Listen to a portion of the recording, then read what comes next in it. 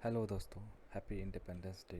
आप सभी को स्वतंत्रता दिवस की बहुत सारी शुभकामनाएं and welcome to my channel एक कोशिश की कुछ सीखें।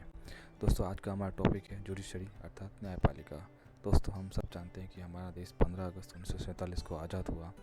जब हमारा देश आज़ाद हुआ तब बहुत खुशियाँ हम भारतवासियों द्वारा मनाई गई और साथ ही हमें यह भी आवश्यकता महसूस हुई कि हम आज़ाद भारत देश में एक ऐसा संविधान बनाएं जिसको सभी भारतवासी समान रूप से संविधान में बनाए गए नियमों व कानून का पालन करें। इन्हीं आवश्यकताओं की पूर्ति करने के लिए संविधान का प्रारूप बनना तैयार होना शुरू होना लगा और इनको बनने में कुल 2 साल 11 माह 18 दिन का समय लगा। इस प्रकार संविधान सभा ने 26 नवंबर 1949 में अपना काम पूरा कर लिया था और 26 जनवरी 1950 को यह संविधान लागू कर दिया गया। अब दोस्तों, हमारा टॉपिक है न्यायपालिका अर्थात जुडिशरी। दोस्तों, न्यायपालिका शब्द आखिर आया कहाँ से है? तो दोस्तों, न्यायपालिका शब्द संविधान से आया है। आइए हम एक छोटे से चार्ट के माध्यम से इसे समझते हैं। तो दोस्तों, सबसे पहले एक संविधान सभा का गठन हुआ था जिसे संसदीय व्यवस्था पार्लियामेंट्री सिस्टम या संविधान का नाम दिया गया। संविधान किस तरह से कार्य करे एवं संविधान का प्रत्येक भारतवासी किस तरह से पालन करे, इन सभी की व्यवस्था के लिए संविधान को 3 अंगों या भागों में बांटा गया। विधायिका, लेजिस्लेचर, कार्यपालिका, एग्जीक्यूटिव एवं न्यायपालिका, जुडिशरी। तो अब हम समझें कि सब न्यायपालिका कहाँ से आया। इसी प्रकार हम जल्दी संविधान के अंगों या भागों को संक्षिप्त रूप में समझ लेते हैं। तो सबसे पहले भाग में विधायिका के बारे में जान लेते हैं कि आखिर संविधान के अनुसार विधायिका कैसे कार्य करेगा। तो दोस्तों, विधायिका को 2 भागों में बांटा गया, जिसमें प्रथम केंद्र स्तर एवं द्वितीय राज्य स्तर। अब केंद्र स्तर पर संसद बनाई गई जो 2 भागों में विभाजित थी। पहला लोकसभा हाउस ऑफ पीपल, दूसरा राज्यसभा काउंसिल ऑफ पीपल। दोस्तों, इन दोनों सभाओं के मेंबर मिलकर ही विधायिका का निर्माण करते हैं। एक बात और दोस्तों, विधायिका का कार्य देश हित के लिए नए विधेयक अर्थात बिल बनाना, नए कानून बनाना, हटाना, ये सभी महत्वपूर्ण कार्य विधायिका अर्थात लेजिस्लेचर का होता है। इसी क्रम में दूसरा राज्य स्तर होता है, उसको विधानमंडल में बांटा जाता है एवं विधानमंडल को भी 2 भागों में विभाजित किया गया है, जिसमें विधानसभा जो कि हर राज्य में अनिवार्य होती है, दूसरा विधान परिषद जो राज्यों पर निर्भर होती है। तो दोस्तों, हम फाइनली विधायिका को लॉ मेकिंग बॉडी कह सकते हैं। इसी क्रम में संविधान का दूसरा महत्वपूर्ण अंग है कार्यपालिका अर्थात एग्जीक्यूटिव। विधायिका की तरह ही कार्यपालिका के भी 2 भाग हैं, पहला केंद्र स्तर, दूसरा राज्य स्तर। केंद्र स्तर पर देखा जाए तो इसे राष्ट्रपति, उपराष्ट्रपति, प्रधानमंत्री एवं मंत्रिपरिषद के रूप में विभाजित किया गया है। हमारे संविधान में राष्ट्रपति को नामित शक्तियाँ प्राप्त है एवं प्रधानमंत्री को वास्तविक शक्तियाँ प्रदान की गई है। इसी प्रकार मंत्रिपरिषद को भी आगे 3 उपभागों में बांटा गया है, जो कि कैबिनेट मंत्री, राज्य मंत्री एवं उप मंत्री में विभाजित है। और दोस्तों, राज्य स्तर पर देखा जाए तो राज्यपाल, मुख्यमंत्री एवं मंत्रिपरिषद के रूप में बांटा गया है एवं केंद्र पर राष्ट्रपति की तरह ही राज्य में राज्यपाल को नामित शक्तियाँ प्राप्त है एवं मुख्यमंत्री को केंद्र में प्रधानमंत्री की तरह वास्तविक शक्तियाँ प्राप्त है। तो मंत्रिपरिषद को भी 2 भागों में बांटा जाता है, जो कि स्थायी एवं अस्थायी में विभाजित है। एक बात और दोस्तों, यहाँ स्थायी और अस्थायी से क्या मतलब है? तो बहुत ही सिंपल शब्दों में अगर देखा जाए तो स्थायी अधिकारी या कर्मचारी उन्हें कहा जाता है जो सरकारी विभागों में कार्यरत है, जो 60 या 62 वर्ष की उम्र तक राजकीय सेवा का लाभ प्राप्त करता है। एवं अस्थायी अधिकारी उन्हें कहा जाता है, सिंपल शब्दों में समझे तो राजकीय नेता, जो कम से कम 5 वर्ष तक देश या राज्य की सेवा जनता द्वारा चुने गए प्रतिनिधि के रूप में करते हैं। तो दोस्तों, इन शॉर्ट हम कार्यपालिका को इम्प्लीमेंटेशन ऑफ लॉ भी कह सकते हैं।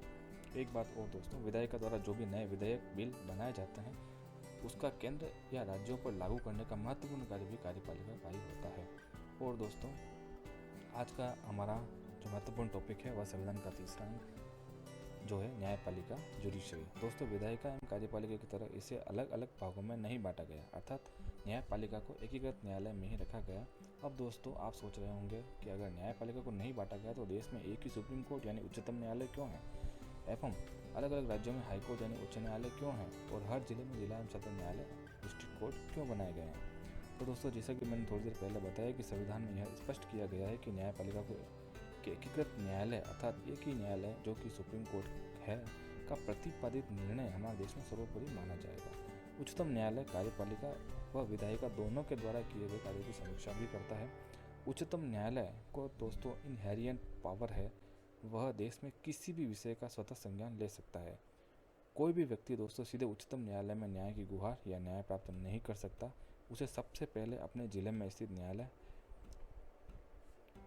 अपने जिले में स्थित न्यायालय में याचिका या न्याय की गुहार लगानी होती है, जिसे जिला एवं सत्र न्यायालय कहा जाता है। इसी प्रकार अगर कोई भी याची या पक्षकार अगर जिला न्यायालय के फैसले से सहमत नहीं होते हैं तो वे अपीली न्यायालय अर्थात उच्च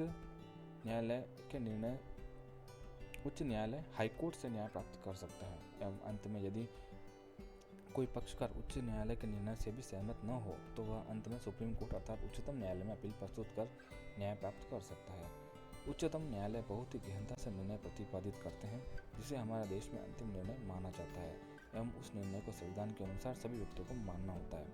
दोस्तों, उच्चतम न्यायालय का निर्णय सभी उच्च न्यायालयों पर मान्य होता है, मतलब कि सभी उच्च न्यायालय को सुप्रीम कोर्ट का निर्णय मानना ही होता है। इस प्रकार उच्च न्यायालय का निर्णय अधीनस्थ न्यायालय अर्थात जिला न्यायालय को मानना होता है। एक बात और दोस्तों, आज भी यदि कोई दो पक्षकार आपस में उलझते हैं तो अंत में यही कहते हैं कि तुझे तो मैं कोर्ट में देख लूँगा।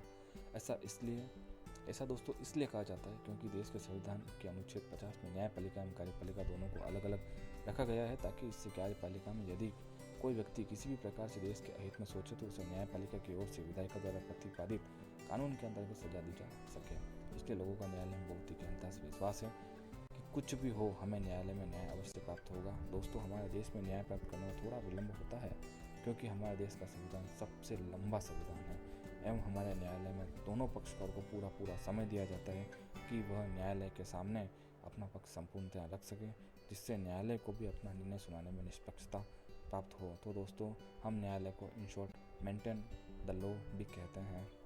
एक बात और दोस्तों, अगर न्यायपालिका एवं विधायिका के कानून या फैसले में यदि मतभेद हो जाता है तो उसका निपटारा भारत का सर्वोच्च पदाधिकारी माननीय महामहिम राष्ट्रपति महोदय द्वारा किया जाता है। तो अंत में हम यह समझ सकते हैं कि संविधान में विधायिका, कार्यपालिका एवं न्यायपालिका की कितने प्रॉपर तरीके से व्याख्या की गई है। लोकतंत्र की रीढ़ है ये तीनों अंग, विधायिका, कार्यपालिका एवं न्यायपालिका। पूरा लोकतंत्र इन्हीं पर टिका हुआ है। आज हम इस टॉपिक को यहीं समाप्त करते हैं। एवं कानूनी टॉपिक में सीखने को बहुत कुछ है, जिसकी चर्चा हम नेक्स्ट वीडियो में करेंगे। सो थैंक यू, धन्यवाद। Please like, share, subscribe this video.